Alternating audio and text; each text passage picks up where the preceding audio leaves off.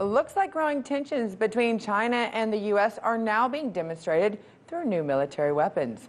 China is showing off their power, and RT Sarah Montez de Oca joins me now. Amazing timing for the Chinese to start flexing their muscles. Sarah? Scotty, it's very good timing for them. The growing trade war is already affecting both the United States and China. And while it looked like China's biggest air show was grappling slowing growth amid the U.S. trade war, this did not stop China from showing off some of its latest weapons. Now, this comes at a time where tensions between the two largest economies are extremely high, and it doesn't seem like they'll be backing down either. So the Chinese air show, part of it air show and part of it arms expo, allows China to show their newest weapons developed by Chinese contractors. All new sorts of tech, including a stealth combat drone, is undergoing development, which could one day be for sale to other countries. Now, China's drone sales have soared to the Middle East, given their lower prices and without political conditions compared to American drones. During the air show, China Aerospace Science and Industry Corporation presented a new type of anti-ship ballistic missile. Codenamed CM-401, the weapon system can be launched by either land or sea and is intended for rapid and precision strikes against medium-sized ships, naval task force, and offshore facilities. It has the potential to destroy a vessel with just one hit. And because of its hypersonic velocity, it makes it almost impossible to intercept. Now, this could perhaps raise tensions even higher that already exist between China's military and the U.S. Navy. And Australia is now getting involved in pushing back on China's influence.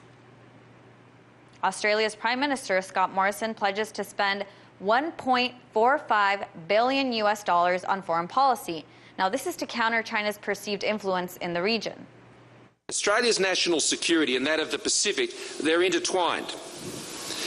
As the 2017 Foreign Policy White Paper made clear when it was identified the Pacific as one of Australia's highest foreign policy priorities. Now, my government, the government that I have the privilege to lead, is returning the Pacific to where it should be, front and centre of Australia's strategic outlook.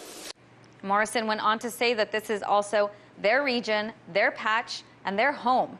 The speech happened to take place while Australian Foreign Minister Marise Payne met with her Chinese counterpart Wang Yi in Beijing. During their meeting, Wang agreed with Payne that the two countries could work together to show their respective strengths. We are not rivals, and we can absolutely become cooperation partners. Payne later acknowledged that there would be differences, but that their focus is on handling those differences respectfully. Now, Scotty, this goes back to what we've been discussing lately with the trade war being between the U.S. and China, and that it's somehow connected to a broader military buildup and a technology arms race. But right now, it's only rhetoric, and China's President Xi Jinping recently paid a visit to its military region, saying that he wants to prepare in case of any emergency. And former commander of the U.S. Army, retired Lieutenant General Ben Hodges, also says that a war between the U.S. and China in 15 years is very much likely. Sarah, I find it very curious, and all of the signage behind you, the pictures you showed from this display, as big as the Chinese logos were also everything in English. So it's obvious they weren't just wanting their own to see this. They wanted to send a message to everyone else, too. That's right, Scotty. So it wasn't just for the Chinese. This was a presentation for the Western world, especially for the U.S. Well, let's see if they got their attention. Thanks for following this for us, Sarah.